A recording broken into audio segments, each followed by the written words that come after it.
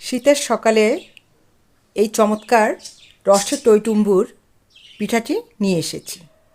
বন্ধুরা, এটি কিন্তু সম্পূর্ণ আটা, ময়দা অথবা চালের গুঁড়ি ছাড়াই তৈরি করেছি। আর এটা কোন ট্রিক্স ফলো করে করেছি সেটা দেখানোর জন্যই তোমাদেরকে আজকে এই ভিডিওটা উপস্থাপন করছি। By the way, welcome back to my channel Lipi's daily infotainment. তাহলে চলো দেখে নেই কীভাবে বানাচ্ছি। তার আগে যে সকল বন্ধুরা আমার চ্যানেলটি সাবস্ক্রাইব করোনি, আমার চ্যানেলে নতুন, তাদেরকে রিকোয়েস্ট করছি সাবস্ক্রাইব করে বেল বাটনটা প্রেস করে আমার সাথে থাকো, ঠিক আছে? বন্ধুরা, ইতিমধ্যে কিন্তু আমি 3 চামচ চালের গুঁড়ো কোনো রকম তেল ছাড়াই ভেজে নিচ্ছি। একটু হালকা ব্রাউন কালার করে ভেজে নিয়ে দিয়ে দিচ্ছি হাফ কাপ জল। এক্ষেত্রে তুমি হাফ কাপ জলের পরিবর্তে দুধ ইউজ করতে পারো। আর চালের গুঁড়োটা একটু ফুটে ফুটে উঠলে বা একটু মাখো মাখো ভাব হলে তখন দিয়ে দিচ্ছি পরিমাণ মতো গুড়। শীতের সময় নতুন গুড়ের যে সমারোহ সেটার ব্যবহারই এখন করছি। আর নতুন গুড়টা গলতে গলতে আমি দিয়ে দিয়েছি 2 চামচ গুঁড়ো দুধ। উঁচু 2 চামচ গুঁড়ো দুধ দেওয়ার পরে দিয়ে দিচ্ছি 1 চিমটি লবণ, যা কি না মিষ্টির ব্যালেন্সটা রক্ষা করবে।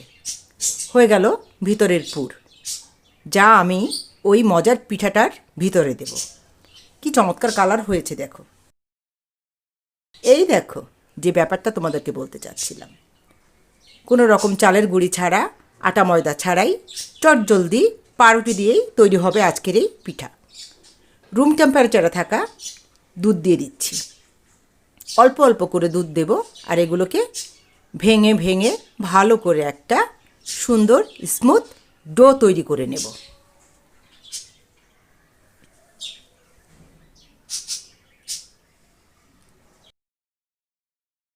এটা কিন্তু একটু যত্ন করে কেয়ারফুলি করতে হবে। বেশি দুধ হয়ে গেলে বা বেশি একটু নরম হয়ে গেলে সেক্ষেত্রে কিন্তু আবার অন্য কিছু দিতে হবে, যা কিনা আমাকে দিতে হয়েছে। আমি কিন্তু এখন একটু কর্নফ্লাওয়ার দিয়ে দিচ্ছি। কর্নফ্লাওয়ার দিয়ে ভালো করে মাখিয়ে নেব। ওই 1 চামচই দিয়েছি, উঁচু দুবার করে দিয়েছি।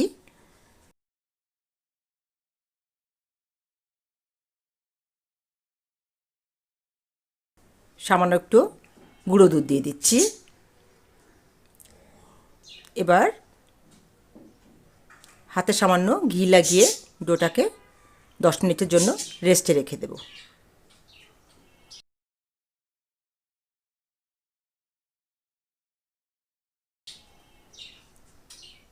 দশ মিনিট পরে ফিরে এসে আমি এরকম ছোট ছোট গোল গোল করে নিচ্ছি।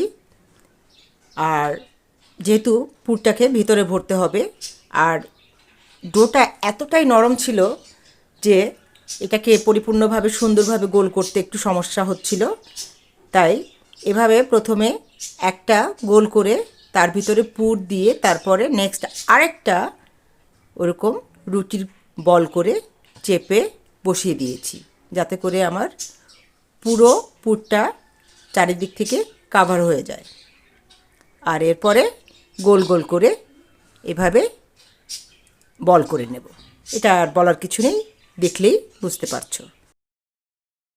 তোমরা তোমাদের সুবিধা মতো করে নেবে। বন্ধুরা, এই পিঠাগুলোকে এরপরে কিন্তু ভেজে নিতে হবে। তবে যে কথাটা না বললেই না, ভেজে নিতে গেলে কিন্তু একটু কেয়ারফুলি ভাজতে হবে। খুব বেশি কড়া হয়ে গেলে সেক্ষেত্রে কিন্তু চিনির শিরাটা এর ভিতরে ঢুকবে না।